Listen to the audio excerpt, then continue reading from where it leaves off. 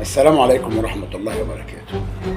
عندي بعض الأسئلة أنا مش فاهم، وعايز الناس اللي بتفهم في المواضيع دي تفهمني.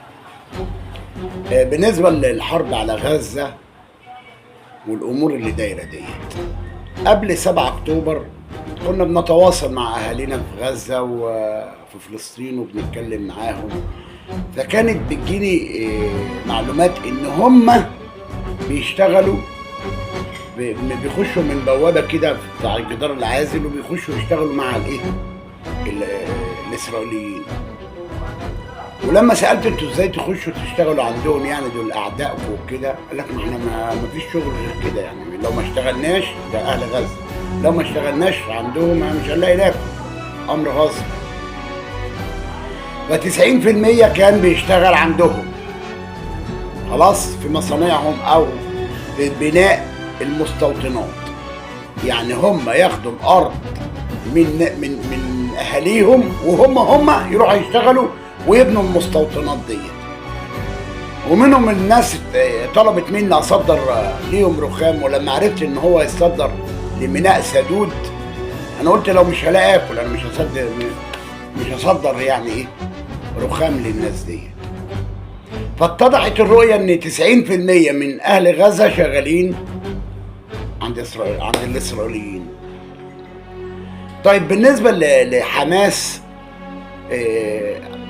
عملت الخطوه دي ليه؟ انا مش عارف، اللي هي بتاعت يوم 7 اكتوبر. طب ايه اللي مستفاد فيها؟ حتى انا يوميها قلت كم عدد شهدائنا وكم قتلاهم.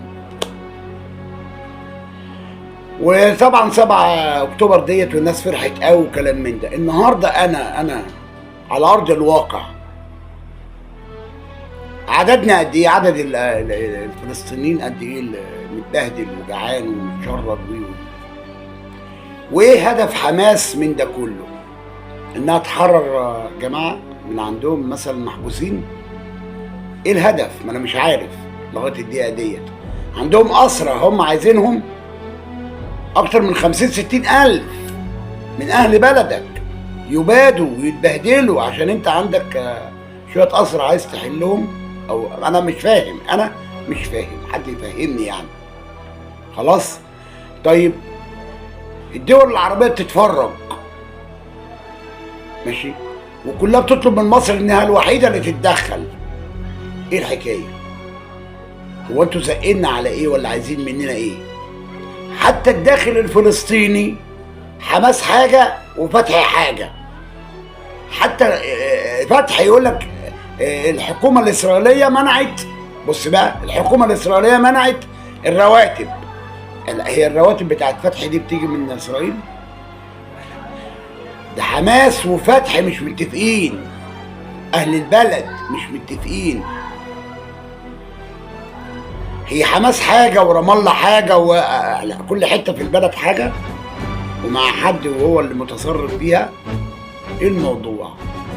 هو انتوا اصلا قلبكم على قلب بعض؟ هو انتوا شايفين اللي بيموتوا وشايفين ولكوا هدف في دماغكم هو وعايزين تجروا في مصر معاكم ليه في حكايات وروايات؟ ما تفهمونا. انا صعبان عليا الناس اللي بتموت، وصعبان عليا الناس اللي بتتهان، وصعبان عليا الاطفال، وصعبان عليا كل حاجه. انتوا صعبان عليكم ايه بقى؟ انتوا حماس فتح اهل البلد صعبان عليكم ايه؟ ده انتوا بتاكلوا في بعض زي السمك. انتوا منكم فيكم. حسبي الله ونعم الوكيل في كل من كان سبب في اهانه الشعب ده او بهدلته او الذل اللي هو فيه. حسبي الله ونعم الوكيل. وان شاء الله ربنا ينصرهم الغلابه دول على كل ماكر وكل كافر بالله ورسوله. السلام عليكم ورحمه الله وبركاته.